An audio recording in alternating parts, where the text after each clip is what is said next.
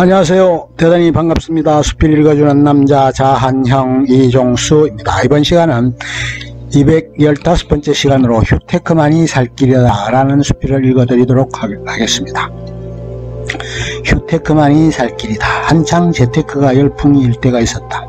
그러다가 시테크가 나왔고 여러가지 테크가 나오더니 휴테크까지 나왔다. 얼마나 잘 쉬느냐에 내지는 효과적으로 쉬는 것이 필요하다는 것이고 재충전을 잘하는 것이 업무 성과를 올릴 수 있는 길이라는 것이다. 휴테크만이 살 길이라는 것은 전 명지대 여가경영학과 김 교수의 주창하는 바이다. 그러면 테크는 어떻게 할 것인가? 첫째는 재미에 대한 환상을 버려라. 놀이공원에 가는 것은 잘 노는 것이 아니다. 억지로 흥분시켜서 호르몬을 분비시키는 것이다. 세상이 뒤집어지는 재미라는 것은 자주 오는 것이 아니다. 술을 미친 듯이 마신다. 부어라 마셔라 하고 마신다. 왜 빨리 취하려고 그런다? 맨정신에 멀뚱멀뚱 보기가 민망하다는 것이다. 집단적 자폐증 증세를 보인다. 어저께의 일임에도 얼마나 많이 마셨던지 필름이 끊긴다. 기억하고 싶지 않다는 것이다. 의사소통은 눈을 마주쳐야 하는 것이다. 김 교수가 독일에 갔을 때 그랬다. 예쁜 파란 눈을 가진 아가씨를 만났다. 그래서 눈을 마주친다. 그리고 조금 있으면 그 아가씨가 씩 웃으며 지나간다. 그러면 착각에 빠진다. 내 얼굴이 독일에서는 통하는구나. 그러면 우리는 어떤가? 그렇게 눈이 마주치면 웃는 것이 아니다. 험상궂은 얼굴로 노려본다. 그리고 나오는 말이 왜 째려봐 라는 것이다. 소통이라는 것도 출발점이 재미다. 두 번째는 사소하게 즐기라는 것이다. 내 옆방의 교수는 나무를 좋아한다. 목요일만 되면 나무를 보러 다닌다. 부부가 같이 늙어가면서 해야 할 것이 같이 노는 법을 익히는 것이다. 사소하게 즐기는 것이 진짜 재미다. 사소한 것이 재밌으면 즐길 것은 무궁무진하다. 셋째는 마니아가 되는 것이다. 전문이라 할 수 있을 정도까지 이야기하는 것이다. 포켓몬을 보자 진화가 3단계까지 되었다. 일본의 애니메이션이다. 올드보이 영화도 일본 만화책이 원조다. 오타쿠족이라는 것이 있다. 다양하게 사소하게 즐기는 문화 마니아를 일컫는 말이다.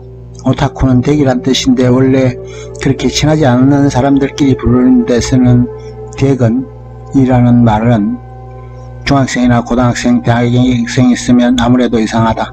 그러나 핵가족화, 소가족화가 진행됨에 따라 사람을 사귀는 법을 모른 채 성장해가는 또래인데도 댁, 오타쿠는 이라고 부르는 젊은이가 늘어나고 있다는 것이다. 오타쿠족들의 특징은 마니아라고 할 수 있을 만큼의 취미생활을 가지고 있다는 것이다. 그들은 인간과 사귀는 것보다 취미생활을 좋아한다. 오타쿠족은 어떤 의미에서는 대단한 전문가가 될 수 있는 사람들이라고도 할 수 있다. 넷째는 감동하라이다. 나의 박사 논문 제목이 원숭이와 인간의 차이이다. 첫째는 인간은 말을 한다. 침팬지를 사람을 키우듯이 키웠다. 그러나 바나나, 부엌, 문, 열쇠 등을 말을 하더라는 것이다. 엄마가 아이의 가능성을 잡아서 끌어올려 준다는 것이다. 아이는 엄마의 감탄을 먹고 자란다는 것이다. 아이를 훌륭하게 키우려면 같이 놀면서 감탄해줘야 한다. 근본적인 욕구, 불만족은 생활 속에서 감탄이 사라진 것에 있다. 공격성을 키우게 되고 적개심을 갖게 되고 못 잡아먹어서 안달이 나게 되는 것이다. 예전 감탄사에서는 지하자, 니나노, 얼씨구 등이 있었다. 요즘의 감탄사로 남은 것은 죽인다 하나 정도이다. 대한민국의 한 사람이 유일하게 감탄사로 홀리는 이가 있으니 그는 누구인가? 김홍국이다. 으아 하고 들이댄다. 얼마 전에 고속도로 휴게실에 갔다. 그리고 화장실에 들어갔더니 그렇게 써져 있었다. 남자는 흘리지 말아야 할 것이 눈물만은 아니다. 좋은 사이는 부드러운 사이이고 잘 노는 사이인 것이다. 우리는 슬퍼서 울기도 한다. 그런데 울면 슬퍼진다는 것이다. 남자들은 울 줄을 모른다는 것이 문제이다. 그 우는 것이 엄청난 카타르시스를 가져오는 줄을 모른다는 것이다. 영국에는 그런 일이 있었다. 다이애나비라는 이가 불의의 교통사고로 쓰게 했다. 영국 국민은 그렇게 슬퍼하고 애도했다. 그러자 그 영국의 자살률이 현격하게 줄었다는 것이다. 그렇게 공감하고 정화된 덕에 사람들의 스트레스가 풀려버리니 삶의 의욕을 새롭게 할 수 있었다는 것이다. 공감하고 슬퍼하는 것에서 인간은 새로워지고 스트레스가 풀린다는 것을 잊고 사는 것이다. 유태인들은 노동교육을 하면서 그렇게 한다. 이를 대한 철학은 휴식과 관련이 있다. 6일을 일하려면 꼭 하루는 쉬었다. 그리고 죽으라고 6년을 일하면 7년째는 쉬었다. 그 다음에 또 50년이 되면 쉬었다. 일과 노동의 조화로운 영역이 있을 때 최고의 민족이 된다. 이상은 휴테크에 관한 김 교수의 강의 요약본이다. 여가 경영학이라는 것을 새롭게 만들었고 제시하고 있는 잘나가는 교수였는데 이제는 자기가 원하는 것을 위해 과감히 교수직을 던지기도 했던 이었다. 상당히 공감되는 부분이 많음에도 고개가 가우뚱거려지는 부분도 있는 듯하다. 즐겁게 휴식을 취하고 재충전을 하는 것이 필요하지 않은가 여겨지기도 한다. 은퇴 후의 삶에 있어서 남자와 여자는 차이가 있었다. 남자는 근처사죄라는 것이 있었고 여자는 건달사죄취라는 것이 있었다.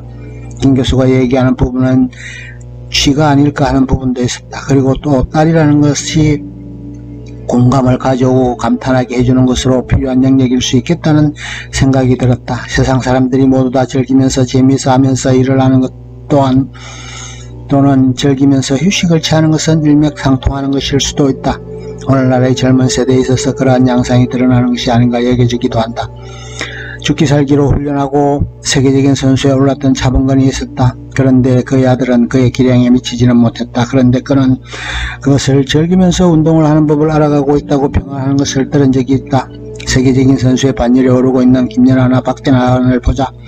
이들은 예전처럼 그런 헝거리 정신이나 입신양명을 위해 운동에 매진하는 것이 아니다. 전무후무한 한국을 빛낸 선수로 우뚝 솟아 있는 것은 체계적인 지도와 훈련도 있었겠지만 본인 스스로가 그것을 좋아했고 즐기면서 하는 법을 터득하고 그것의 전문가가 되었고 마니아가 되었기에 세계 최고가 될 수 있었던 것이 아닌가 여겨지기도 한다.